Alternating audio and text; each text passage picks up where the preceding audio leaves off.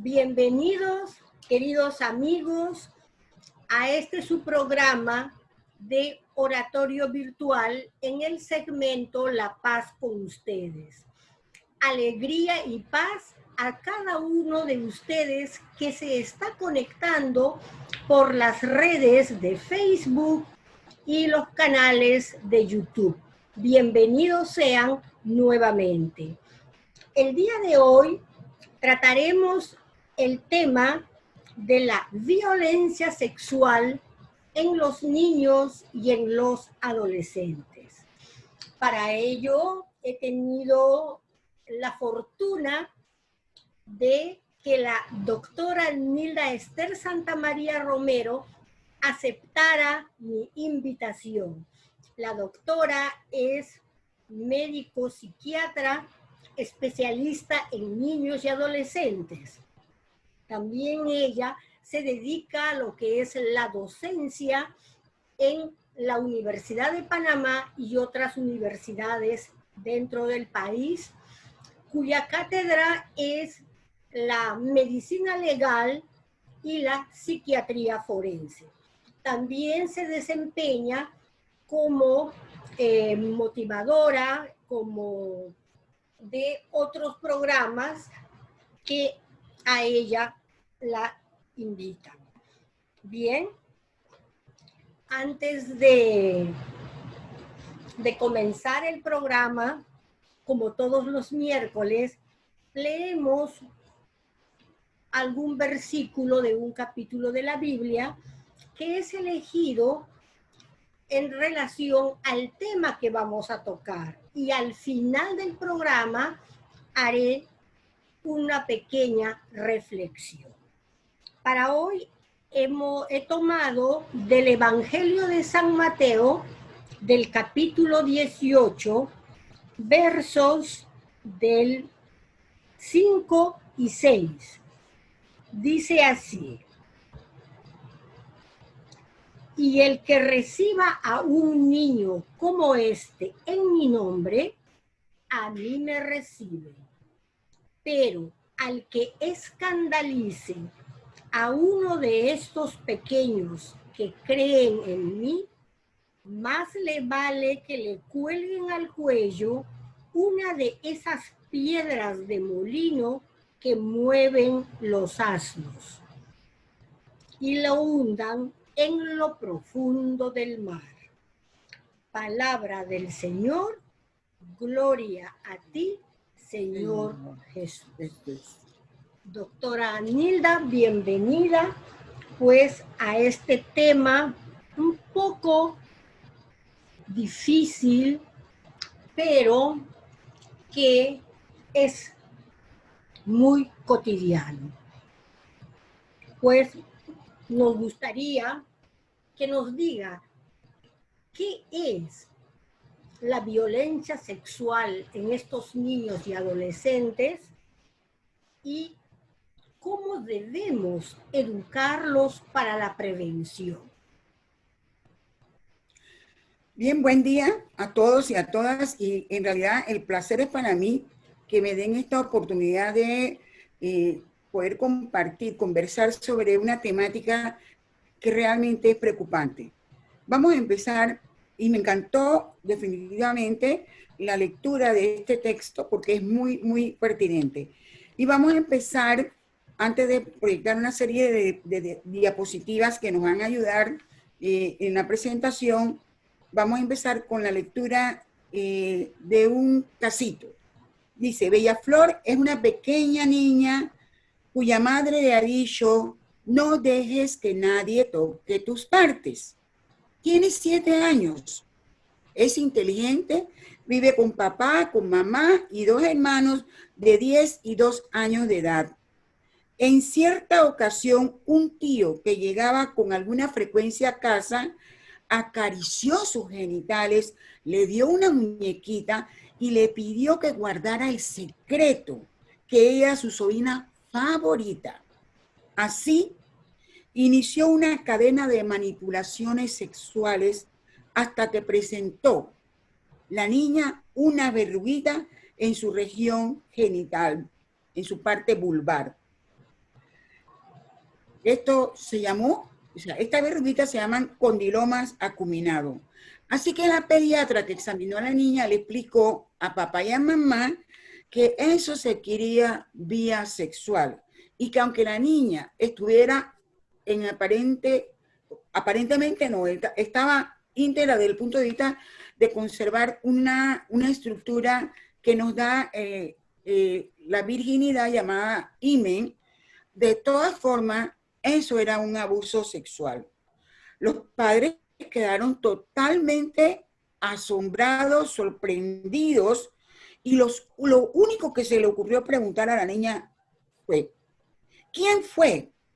¿Por qué no dijiste nada? Yo no te dije que no dejaras que nadie te tocara tus partes. La respuesta de la niña fue de temblor, de miedo, de llanto, de silencio. No hubo forma de que ella hablara nada, pero fue llevada a psiquiatría infantil.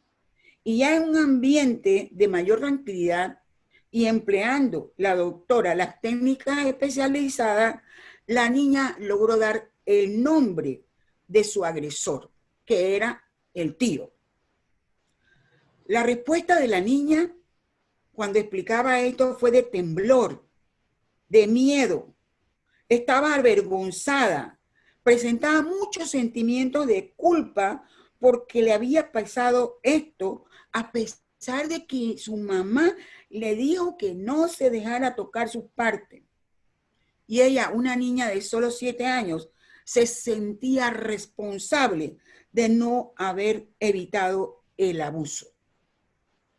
Ojalá esta fuera una experiencia ficticia, pero tengo que compartirles que es una experiencia real.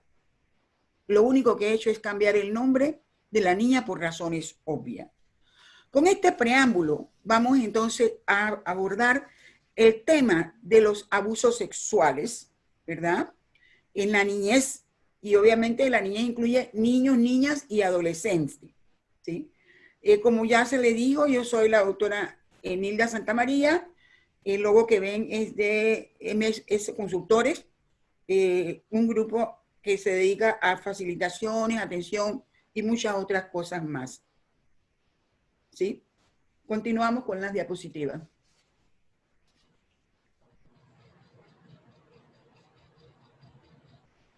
Bueno, mientras las diapositivas se van colocando, porque no las veo en pantalla, les puedo decir que hay muchas definiciones sobre abuso sexual, pero preferimos utilizar aquella definición que, aunque parezca extensa, trata de abarcar todo y que viene de una experta llamada Eleanor Walker. Sí. Sin embargo, antes de dar esta definición, vamos a compartir algo que siempre me llamó la atención. Ahí tienen un breve currículum para cuando lo quieran leer, pero esto es lo que menos importa, ¿verdad? Y ahora vamos a hablar entonces de cómo disminuir su riesgo, el riesgo del abuso sexual infantil. Y fíjense que he empleado disminuir, no prevenir, porque la verdadera prevención tiene que ser dirigida hacia la persona agresora o potencialmente agresora. Y generalmente no conocemos a esa gente, ¿sí? Entonces, lo que sí podemos hacer es tratar de disminuir el riesgo identificando los factores de riesgo y los factores de protección alrededor de la niñez y la adolescencia. Bien. Fíjense, decir a los niños que tengan cuidado con solo, ¿verdad? Con solo los extraños, es como decirle que se fijen en los coches rojos al cruzar la calle, dice Michelle Elliott. ¿Sí? Es decir, damos una información realmente incompleta.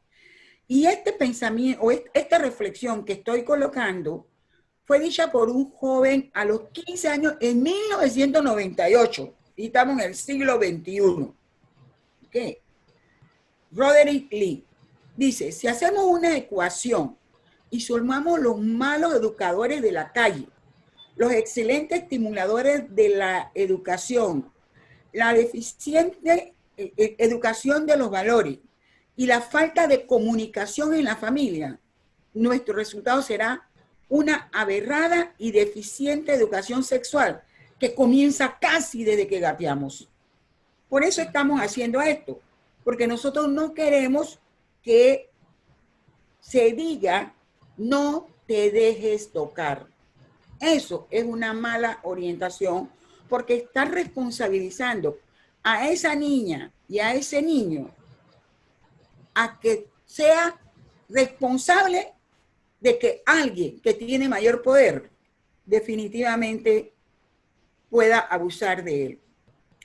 Pero entonces, ¿cómo podemos enseñar, educar, guiar a nuestra niñez y adolescencia para que no sean víctimas de abuso sexual?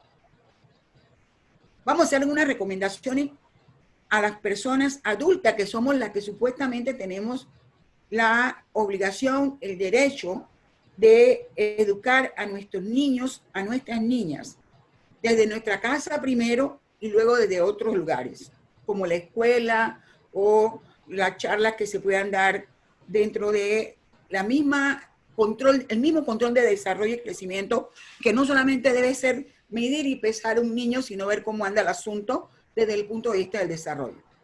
Primero, revise su propia educación y su historia personal. Porque decía otro chico de 15 años también, ¿cómo pueden enseñarnos nuestros padres y madres lo que ellos mismos no saben? Y lo cierto es que a veces no sabemos ni siquiera explicarle cómo nacen los niños, una pregunta clásica de nuestra niñez. Y por otro lado, muchas veces terminamos poniéndole nombres raros a las partes privadas, y esto no es necesario, hay que hablarle con el nombre correcto, el nombre que es científico, no tienen por qué inventarse cosas, porque eso puede crear a veces hasta una especie como de algo pecaminoso, de morbo, ¿no? Así como hablamos los ojos, la nariz, también hablamos de la vulva, ¿verdad? Etcétera. Instrúyase, pero por favor, hágalo con fuentes confiables, porque muchas veces le preguntamos a gente que nos desorienta más de lo que ya estamos desorientados. Y mejor, si usted al buscar la información, lo hace de manera científica, con estudios, y aquí, por ejemplo, le ponemos unas paginitas de la web, que usted se va a UNICEF, allí puede buscar información. Aquí en Panamá tenemos la Fundación Unidos por la Niñez, que es una ONG sin fines de lucro y que trabaja con la niñez principalmente objeto de abuso sexual. De hecho, su directora ejecutiva, la licenciada Jenny Barr, ella tiene un libro que se llama Lolita, una niña a salvo, y que entrena para que uno sepa cómo usar el libro y cómo aplicarlo. Ha ido a muchas escuelas, incluso privadas la mayoría de las veces. Esperamos que el Estado también la busque, y ha tratado de entrenar a los docentes, a los chicos, a las chicas, para que también sean niños y niñas a salvo. Busque ayuda profesional si no sabe cómo explicar a un niño o a un adolescente los temas sobre abuso sexual. O peor aún, si tiene alguna sospecha de que le puede estar ocurriendo, busque ayuda profesional. Si le dicen que todo está bien, gracias a Dios. Si desafortunadamente su sospecha es cierta, podemos ayudar a tiempo a esa criatura, porque es necesario que todas las víctimas vayan a atención. Permita además, cuando habla con esos niños, con esas niñas, con ese adolescente, permita, ¿verdad?, que él o ella puedan preguntar sobre temas de salud sexual y reproductiva sin estigmatizarlo o corregirlo, decirle, ¿tú por qué estás preguntando eso? ¿Para qué tú quieres saber eso? Vamos, si le pregunta es porque de algún lado le salió la curiosidad, así que mejor investigue bien. Si no sabe en ese momento cómo contestarle, sea honesta, sea honesto, le dice, yo no te puedo dar la respuesta porque no estoy muy clara, pero déjame, yo voy a preguntarle esto a fulano, al doctor, a tu pediatra, y te vamos a dar la orientación, te voy a dar la explicación, o voy a una persona que nos explique a las dos, ¿ok? Bien, a las personas adultas, en términos generales, vamos a hacer una serie de recomendaciones. Practique la escucha activa, pues esto le va a permitir que su comunicación sea asertiva. no una comunicación cualquiera. Hablamos y hablamos, pero no escuchamos. Tenemos que escuchar y después, ¿verdad?, poder responder, orientar, ayudar. Y al mismo tiempo, establecer en realidad un diálogo. Tratar de ver si la información que estamos tratando de transmitir llegó, ¿sí? Y sea paciente, tenga tolerancia, porque incluso los niños y las niñas pequeñas le mandan a uno una cadena de ¿y por qué? ¿Y por qué? ¿Y por qué? Y usted tiene que darle la respuesta, tiene que tener paciencia, tolerancia y debe contestarle con tranquilidad y, repito, con honestidad. Si no sabe cómo hacerlo o porque no sabe sobre el tema, dígaselo y prométale que va a investigar para aprender ambos. Bien, hay recomendaciones generales que queremos decir y que a comienzo estuvimos hablando. En vez de decirle, no te dejes tocar, porque cuando hace eso, usted le está dando una responsabilidad y a una criaturita. Si es que no es que te deje tocar, es como decir, no te dejes robar. Si yo no estoy pidiendo a nadie que me robe, ¿ok? Entonces, es mejor desde muy pequeñitos y pequeñitas decirle que nadie tiene derecho a tocar ninguna parte de su cuerpo. Fíjense, ninguna parte de su cuerpo. Mucho menos las partes privadas. Porque en realidad en ninguna parte de su cuerpo. Nadie tiene por qué estar jugando con los ojos, con los oídos, con la nariz y con las partes privadas de nuestra niñez. Nadie tiene derecho a hacerlo. Y le explicamos que las partes privadas son las que están cubiertas por un vestido de baño entero en el caso de las niñas y una pantaloneta en el caso de los niños. Además, es muy importante que se le aclare que eso se puede hacer si es necesario y siempre mamá o papá estarán presentes cuando hay necesidad de hacerle cualquier tipo de examen en cualquier parte de su cuerpo, más aún en las partes privadas. Si va para el pediatra va a examinar, tiene que examinar cómo están, si el desarrollo va bien, pero lo tiene que hacer siempre delante de mamá, de papá. ¿Sí? Si no se sabe bañar y lo va a ayudar la abuelita o el papá o la mamá, porque no lo sabe hacer. Pero una vez que ese niño o esa niña aprendió a asearse, nada tienen que hacer ni siquiera mamá y papá en ese asunto. Hágale saber que si está solo o sola con alguien o ese alguien a escondida, porque a veces no es que están solos, sino que posiblemente la mamá está en la cocina y el tío ese atrevido llegó y se aprovechó que la mamá estaba entretenida en la cocina y comenzó a tocar a la niña, ¿sí? Así que puede que esté solo con esa persona agresora o puede que esa persona agresora, aún estando con mucha gente alrededor, le toca a escondida las partes de su cuerpo, en especial, repetimos, la que llamamos parte privada. Y rectifíquele, repítale, que aunque tenga miedo, se lo cuente a una persona adulta para que pueda ser ayudada. Hágale saber.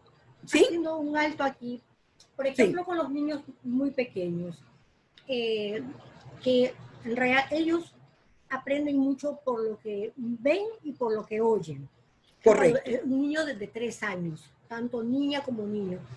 Considero que se puede utilizar la muñeca para decirle cuáles son esas perfectamente partes, ¿no? Porque mire, yo tuve una experiencia cuando llegué a Panamá hace muchísimos años, en la época en que los cubanos salieron en esas balsas. Y entonces allí yo tuve de vecinito a unos cubanos, y estas eran niñas que tenían 2 años, unas gemelitas. Nosotros subíamos al apartamento, y estas niñas eran preciosas. Mi esposo se acercó donde las nenas para decirles qué bonitas estaban. O sea, ni siquiera hizo la demanda de tocarlas, no, simplemente se acercó. Le voy a decir, doctora, las 2 niñas a la vez le han salido con unas palabras tan soeces, diciéndoles que por qué les decía que estaban tan bonitas y que no le tenía que tocar nada, pero de una manera soez, una vulgaridad que yo me quedé y mi esposo, los dos nos quedamos pasmados. O sea, de la manera como estas niñas, entonces, más adelante, el hermano más grande salió corriendo de la casa y las hizo entrar y salió la mamá y la mamá le dice, pues nosotros el papá, le hemos enseñado a nuestras niñas que digan en voz muy alta estas vulgaridades a todo aquel que les diga que qué bonitas están y que no les deben de tocar tales y tales y tales partes. O sea, pero ya era de una manera, pues, bueno, precisamente pues posiblemente ahí para está Cuba, la mala educación. claro, posiblemente para Cuba eso era. Y también me tocó, después de años, otro niñito cubano que la mamá tuvo que ir al doctor y me lo dejó. Entonces yo vi que era hora del baño, la mamá se demoraba y yo le digo, fulanito, mira, mientras llega tu mamá yo te voy a invitar a una cena, pero para que tu mamá ya te encuentre bañadito y te lleve a tu casa. Me dijo sí, pero eso sí, el calzoncito, no, ellos le tienen otra palabra que no me acuerdo, no me lo puedes bajar, no me puedes mirar, no me puedes, no, yo no te voy a mirar, solo te voy a lavar la cabecita y el cuerpecito e inmediatamente te voy a proteger y sin mirar nada, solamente con mis manos voy a sacar el calzoncito y te voy a poner el otro calzoncito que tu mamá me ha dejado. Pero el mismo niño, totalmente, entonces yo dije, lógico, tengo que respetar lo que a este niño le han enseñado, no tengo que vulnerarlo. Pero fueron las dos oportunidades en que conocí una niña de 2 años y esta criaturita tenía 4 años. De la forma como ya les habían explicado de que, o sea, nadie tenía que tocar nada. Y si tenían que decirlo con vulgaridades, que lo dijeran con vulgaridades, tal vez con vulgaridades porque la persona se iba a quedar, o el adulto, ¿no? Iba a decir, claro, Dios, de la boquita de estas criaturas sale esto y como que uno se queda pues congelado, ¿no? Sí, por un lado es bueno desde el punto de vista de que los niños se atrevieron ante lo que creyeron podía ser algo inadecuado, protestar. Pero por otro lado, no podemos enseñar creando sustos, alarmas innecesarias. Por ejemplo, el hecho de que ustedes le hicieran la observación, su esposo, y no estuvieran solos, o sea, por eso es que en la diapositiva escribo yo que esté solo con la persona, los dos solitos, porque la persona, a pesar de que en la casa hay, o en el lugar hay otra persona, en realidad sigue estando sola con esa persona, porque la otra persona están en la cocina o están en otro lugar, no están en los alrededores y no se dan cuenta. Correcto. ¿Verdad? Eso por un lado. Por el otro lado, también decía, hay que explicarle que si tienen que ser bañados porque no lo saben hacer y en realidad deben ser bañados por persona autorizada. Y aquí esto quizás falló un poquito la comunicación para el niño, pero se pudo manejar gracias a que además estaba delante una experta, ¿no? Estaba conmigo.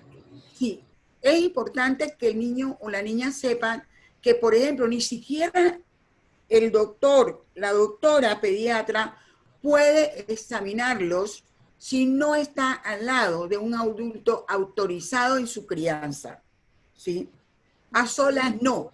Y además, vamos, los profesionales de la medicina debemos saber que nosotros no tenemos que estar examinando a nadie a sola, que sea un niño o una niña, ¿sí? Eso no es absolutamente, eso no es correcto. Siempre Si no tiene una auxiliar, hombre o mujer, y generalmente va a ser mujer, que le acompañe, mínimo tiene que dejar que esté la familia. Y si está la familia no hay ningún problema, si no está haciendo nada incorrecto. Claro. Entonces, porque lo que no queremos es crear ni morbo en la criatura, ni que vea el área de su sexualidad como algo pecaminoso, ni queremos que caiga en un terror tampoco, porque incluso puede meterse y meter en problemas a terceras personas sin siquiera proponérselo. Claro, ¿sí? Porque son criaturas, ¿no? Porque son criaturas. Entonces, en ese sentido, uno tiene que ser enfático y sí, el juego, los juguetes, las muñecas pueden servir para niños pequeños, poderlos orientar, ¿no? Los cuentos son muy interesantes porque uno puede usar incluso animalitos, ¿no? El conejito, la tortuguita, lo que sea, animalitos, para tratar de, en forma anecdótica, contarle lo que significa algo incorrecto, algo inadecuado y cómo no debe no se debe guardar ningún secreto y aunque se le amenace, debe decirlo. En mi experiencia como psiquiatra forense y como psiquiatra del Hospital del Niño José Renán Esquivel de Panamá en su momento, porque ya yo estoy retirada de ambas actividades a nivel del Estado, ahora lo hago a nivel privado. Entonces, en estas situaciones uno tiene que armarse de estrategia para poder que ese niño o esa niña se sienta en confianza de hablar, no sienta temor y utilizar entonces estas herramientas lúdicas.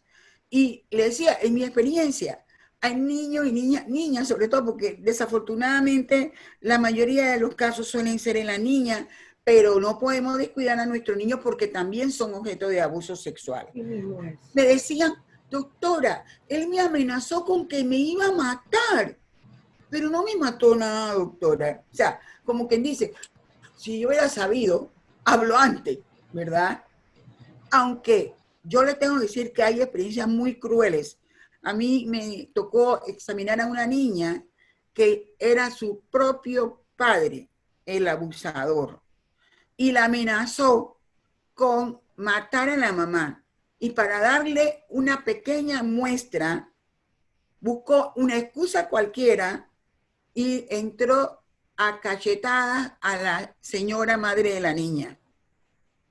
Lo que hizo que la niña verdaderamente creyera en la amenaza de muerte hacia su madre si ella abría la boca. ¿Sí? Como suele suceder, muchas veces son eventos distintos lo que ponen en evidencia que está ocurriendo un abuso. Y en este caso en particular, se dio que se le cayó la cartera y el dinero al señor, y la madre le dijo, recógele esa cartera a tu papá, y ella no dijo nada, y la mamá le repitió, y ella no quería cogerla. Y entonces le dice, pero recoge la cartera de tu papá, ¿qué te pasa? Que la recoja él. Y la mamá le dijo, tú eres muy grosera, tú eres muy lisa. Y ella le dijo, más liso es él. O sea, se le salió del sufrimiento, del dolor, y la madre se quedó, ¿qué pasa? Y es así como ella decide insistir en por qué esa conducta, y la niña le suelta en ese momento que él la tocaba. Y ella pone la denuncia porque afortunadamente para la niña, su madre le creyó y de una vez fue a poner su denuncia y le pidió que se fuera de la casa. Entonces, es muy importante que aunque le digan amenazas, le digan que van a hacer, que lo cuenten. Porque una de las cosas que los ofensores sexuales y las pocas ofensoras sexuales que hay, piensan es que en verdad el niño se va a quedar callado porque así sucede muchas veces. No cuenta con que quizás se atreva a decirlo. Entonces ellos ocultan de esa manera la actividad aberrante que está cometiendo, y justamente si alguna vez llegan a ser denunciados, pues siguen ocultando y ya haciendo aumentativos totalmente fuera de lugar generalmente para que sus comportamientos no tengan consecuencias. Así mismo es. Fíjense que incluso es bastante difícil. Estaba leyendo casualmente también de Cuba una investigación que se estaba haciendo por allá por el 2005, más o menos 2006, para poder, más bien, se ratifican en realidad, pero poner en evidencia toda esta sintomatología y todos estos fenómenos que están alrededor del abuso sexual y ratifican nuevamente que la mayoría de las personas ofensoras son personas conocidas de la víctima, ¿sí? La mayoría, y no solamente conocidas, sino que muchas veces son personas de gran significancia para la víctima, personas en las cuales ese niño, esa niña esperaba que lo protegiera, que lo cuidara, no que lo abusara. ¿Sí? Sí, justamente una de las vulnerabilidades del niño y del adolescente es esa, que ellos simplemente confían en que sus padres, los mayores, son protectores, son los que le dan la seguridad, son los que le dan la contención. Y nunca, pues, va a pasar por esa mente del niño que alguien pueda llegar a cometer un acto tan vil con ellos. Igual del adolescente, a pesar que el adolescente también ya tiene una mayor madurez en cuanto a lo que es la inteligencia, pero sin embargo, todavía como está en ese proceso de transición, todavía tiene esa inocencia, esa ingenuidad, esa confianza. Y por ejemplo, no puede pensar que tal vez un maestro, un profesor, que lo ha visto desde que es pequeñita, alguna vez vaya a tener una actitud de este tipo, ¿no? Me parece que esa es una de las vulnerabilidades. Eso es una de las cosas que más impacta y que hace más difícil que se puedan diagnosticar los abusos sexuales y que se haga responsable a quien realiza la acción para poder ayudar al niño o a la niña que es afectado. Eso es tan difícil porque la primera pregunta es, no puede ser. O sea, la primera observación es, no puede ser. ¿Cómo pasó esto? No lo puedo creer. Sí, el impacto. Sí, el impacto. Entonces, en ese sentido, muchas veces, por eso el niño, la niña, no se atreve a hablar tampoco, porque piensa que no le van a creer. Y es que también se lo dicen, ¿tú crees que te van a creer? No, no te van a creer, ¿verdad? Sí. Van a pensar que tú inventaste todo esto. Y si tenían una relación deficiente, peor. Y si es un niño que a lo mejor por alguna causa, razón o motivo hacía muchas travesuras, ay Dios mío, el asunto es más delicado todavía. Y si se trata de una persona altamente con esta imagen de ser el excelente docente, el excelente religioso, mire, qué difícil es que a esos niños, a esa niña, le puedan creer. Sí. ¿Verdad? Y otra cosa, doctora, también en este sentido, creo que en el hogar es sumamente, creo que es el primer lugar a donde el niño tiene que recibir esta seguridad y sobre todo este entrenamiento, digamos, para prevenir este abuso, porque a veces por más, como usted dice, que se le entrene, pero es la forma como se ha hecho, porque se le da un doble discurso al niño. Usted como dice, no te vayas a dejar tocar. Al mismo tiempo ese no, como usted dice, ¿no? Es como decirle, no vayas a permitir que te secuestren. Le estamos dando un doble discurso. Sí, hay una responsabilidad que no puede asumir. Claro, y aparte de eso, la criatura todavía por su inmadurez neurológica no lo capta. Y por otro lado, también aquellas familias en donde las estructuras son sumamente rígidas, autoritarias, en donde lo que dice papá se hace, en donde lo que dice mamá se hace y para todo hay una regla, una razón, también creo que esos niños y más adelante adolescentes son vulnerables para este tipo de abusos. Así mismo es. Ahora, no solamente hay que hablar de tocamiento, no solamente hay Exacto. que hablar de tocamiento, hay que hablarle que también pueden ser objetos de fotos, videos de sus partes privadas, pornografía en términos generales. Yo he tenido en este año 2020, ¿verdad? Dos casos, una de niñez y la otra de adolescencia. Y esta niña, definitivamente, ella misma incluso mandó la foto de uno de sus senos. Lo único bueno, entre comillas, que hizo esta niña de 12 años, fue no tomar la foto de su cara, de un supuesto noviecito más grande, a saber Dios quién es. Y después le pidió una foto de cuerpo entero y desnuda y ella le dijo que no. Entonces la amenazó con que iba a pasar por todos lados la foto. En realidad su mamá descubrió en el celular la imagen, ¿no? Y me escribió para que pudiera atender a la niña. En la otra también, con un noviecito de 18 años, también le mandó una foto en ropa interior. Eso hay que enseñarle que nadie tiene que pedirle esas cosas, no tiene que hacer eso. Eso se llama pornografía o como usted la quiera llamar, pero eso es un abuso. Correcto, es un abuso. Eso es un abuso. Y deben hablar. En este caso, la chica un poco más grande sí habló. Y entonces, bueno, es como el muchacho tenía cierto grado de retardo y además su padre es muy consciente,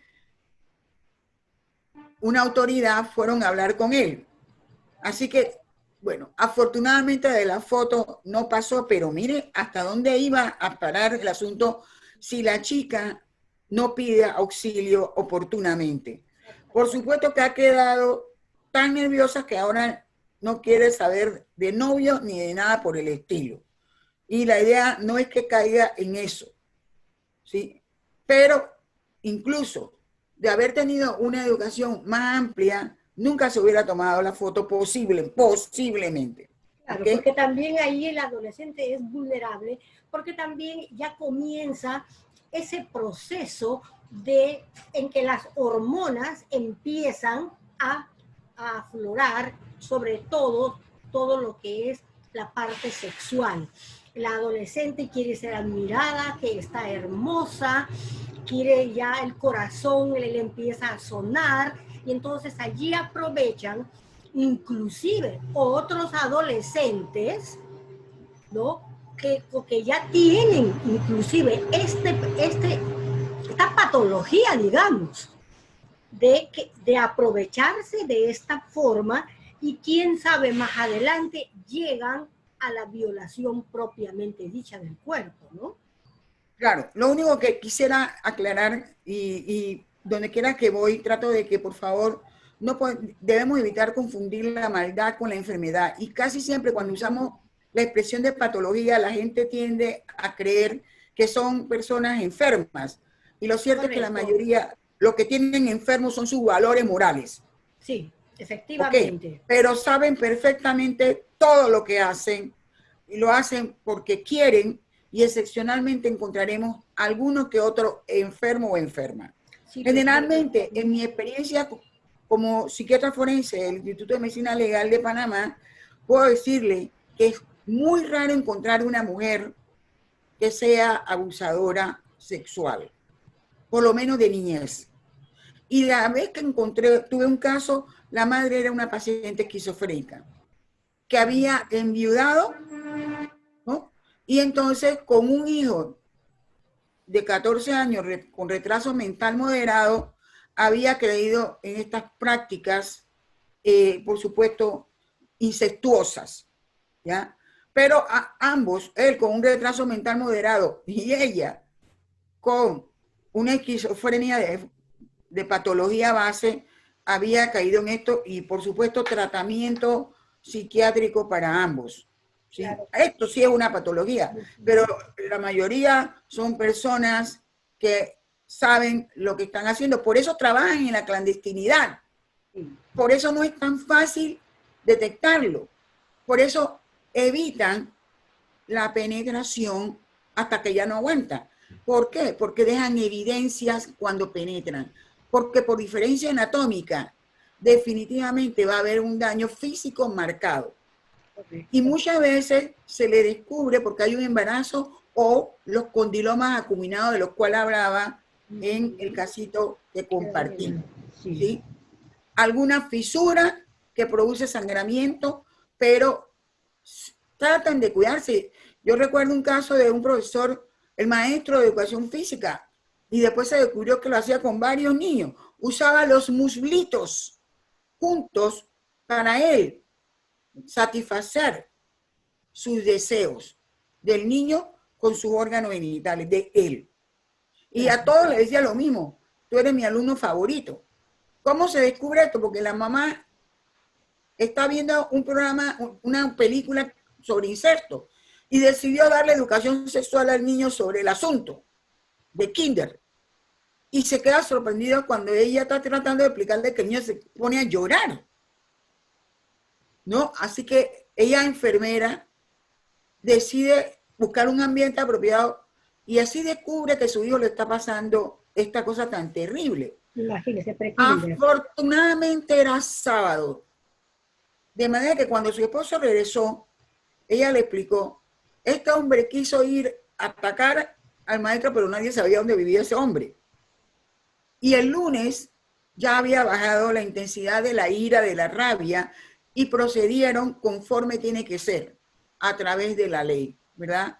Por eso, ustedes pueden leer que he escrito, evite afirmaciones donde exprese que lastimaría, metería preso o mataría a cualquier persona que se atreva a tocar a su hijo física o sexualmente.